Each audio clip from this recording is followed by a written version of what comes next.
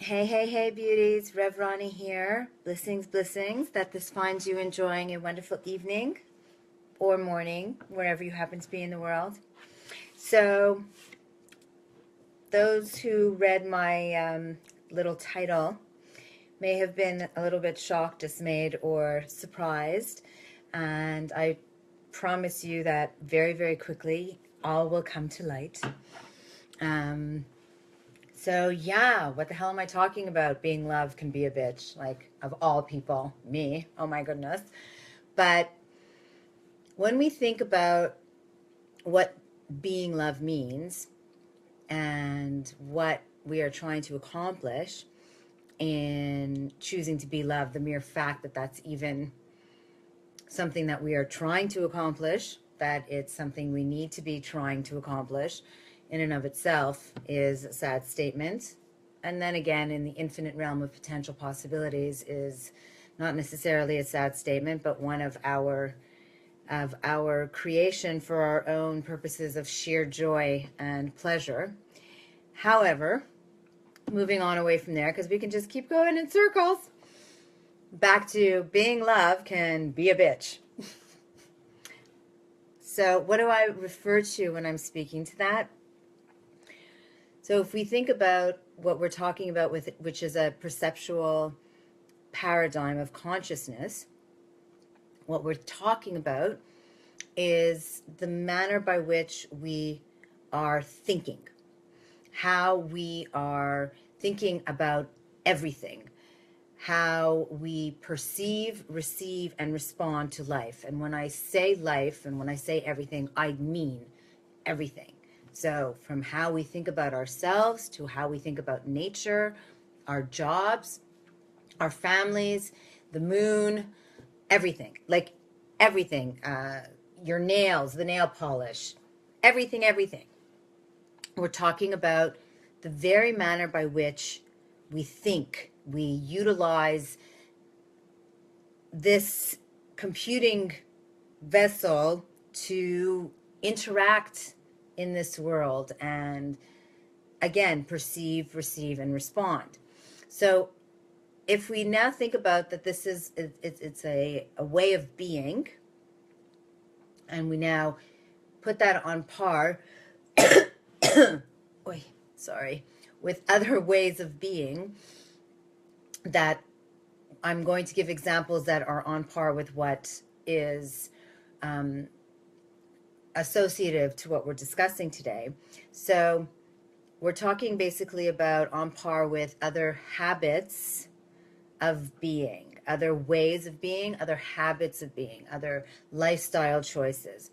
And when we're looking at our way of thinking, the way of thinking that we have been operating under for the last several thousands of years has been one of fear consciousness. So a fear consciousness paradigm.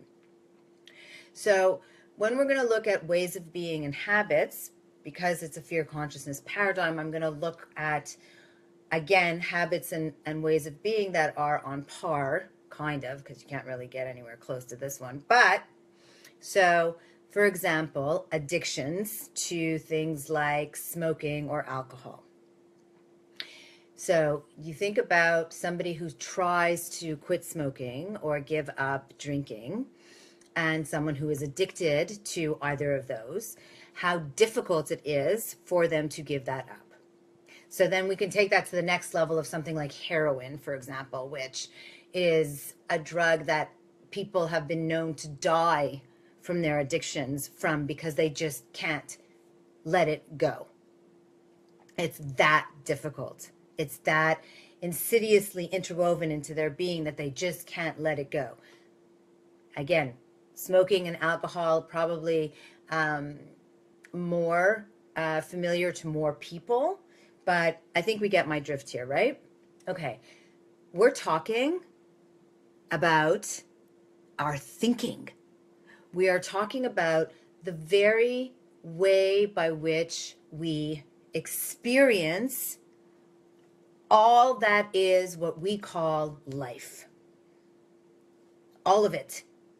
And we're talking about our thinking, which is not something that, like heroin or alcohol or smoking, was introduced later in life. I don't know many babies that were born with a cigarette in their mouth, or parents that put one in there, or alcohol in their mouth, or parents that put one in there. But from the time that we're in utero, we are being affected by conditioning of how to think, because we're receiving energetic waves from our mother with respect to how she's feeling and everything, which is conditioning and affecting us. And she is coming from a fear consciousness paradigm, and so that's coming into us. And then we come into the world, and as soon as we're born, we're being spoken to and treated and exposed to a world that is predominantly operating by a fear consciousness paradigm. So when we're talking about trying to shift our consciousness paradigm from fear to love, it is equivalent to talking about an alcoholic who is trying to give up drinking while they are living 24/7 in a bar. Hence, how being love can sometimes be a bitch, because we are living in a world where we are essentially living in a world that is like that bar for the alcoholic. There's no getting away from the fear consciousness paradigm that we're living in. Everywhere you go, it's there. Mass media is projecting it out into the world all over the place. Billboards, magazines, newspapers, radio, the internet, it's everywhere. And beyond that, because it's been going on for thousands of years, we ourselves have been proliferating it without even knowing that we're doing it when we're doing it. So, for example, parents are teaching their children to operate from a consciousness paradigm of fear without being aware of the fact that they're doing so. I mean, let's face it, what parent do you know, especially those who want to be a parent and love their children, would ever choose to teach their children to operate from a consciousness paradigm of fear? A consciousness paradigm in which they are doubting everything, they are never feeling good about themselves, they are afraid of everything, versus one of love in which they are loving themselves, they're feeling good about themselves, they're feeling confident, feel like they can do things, loving this life and the gift that they have. I mean, hello. But unconsciously, unknowingly, because it is so deeply interwoven, in fact, after thousands upon thousands of years, it starts getting coded into the DNA. It's just passed on with such enormous ease and strength. So we need to be aware of the fact that we are seeking to shift the biggest addiction of our shared collective human family.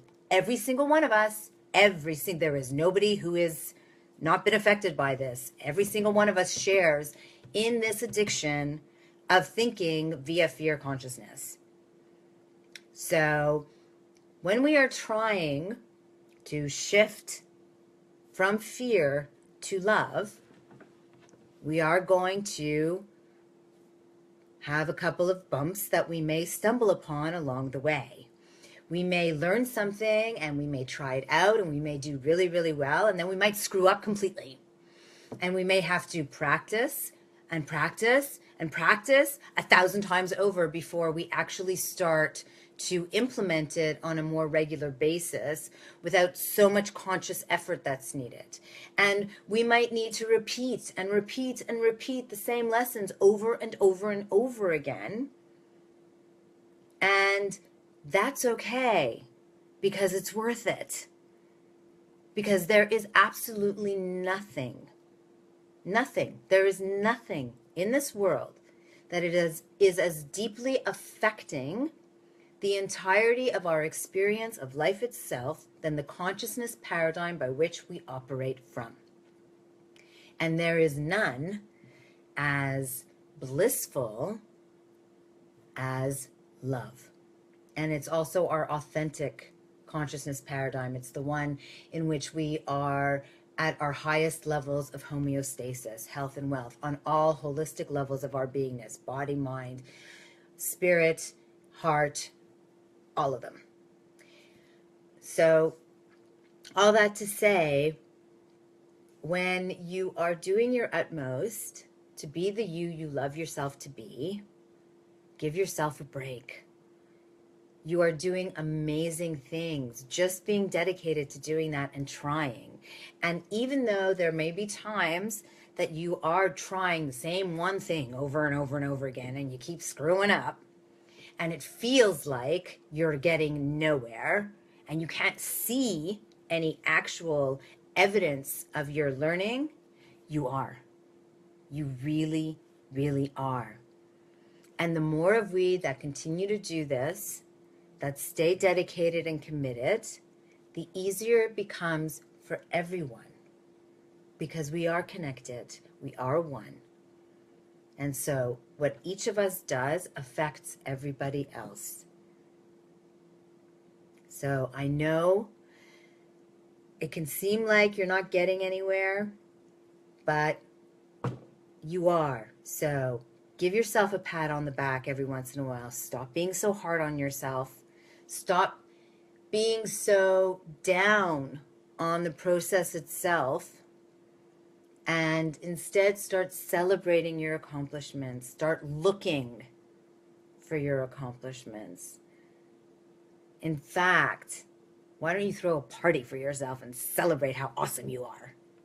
All right, sweet angels, I hope you have a most glorious evening today. I thank you for being you and for sharing the blossoming bliss that you bring forth by so being. In Lakesh Alakin, namaste. Mwah. Let's kiss.